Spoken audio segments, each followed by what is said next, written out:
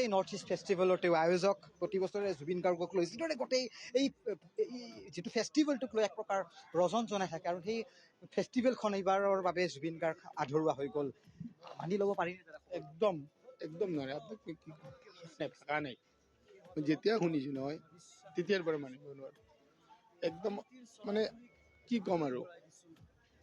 বিশ্বাস হোৱা নাই ৰাতিপুৱা দাদাৰ খবৰ সুধিছোঁ ড্ৰাইভাৰজনক চেত্ৰীক দাদা ক'ত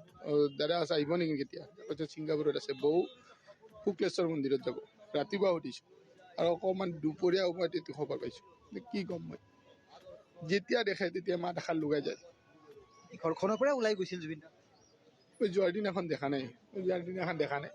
মানে যেতিয়া ইয়াতে দেখা পাওঁ তেতিয়া ইয়াতে বহি কেতিয়াবা চাদা মাৰি থাকে মাত দেখা দিয়ে মাত্ৰ 52 বছৰ বয়স জুবিন দাক লাগিছিল আমাক লাগে একদম মানে আপুনি চাওকচোন যিবিলাক ভাল ভাল মানুহ নহয় মাইকেল জেকচন কম বয়সতে গুচি গৈছে জুবিন দাক এখেতে কৈ আছে আমাৰ এনেকুৱা লাগি আছিল ইমান ভাল মানুহজন এখন গুচি যাব নেকি কেতিয়াবা যাব নেকি নাই স্মৃতি চাগে ন জুবিন দাৰ লগত ফটো এইখন দোকান আপোনাৰ কিমান দিন কম আৰু দিব নোৱাৰে কিন্তু চাওক সেইটো আৰু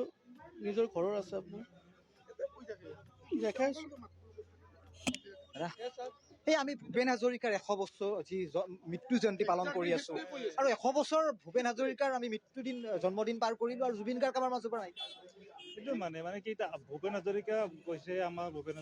দা গৈছে এটা বয়সত গৈছে আমি মানি লৈছো এই কথাটো মানে মানি ল'ব পৰা নাই ইমান কম বয়সত ইমান সোনকালে বিদায় আমি মানে মানি ল'ব পৰা নাই এতিয়াও এনেকুৱা লাগে যে খবৰটো মিছা হওক কিজানি ভুল হ'ল নেকি ক'ৰবাত এতিয়াও এনেকুৱাই লাগে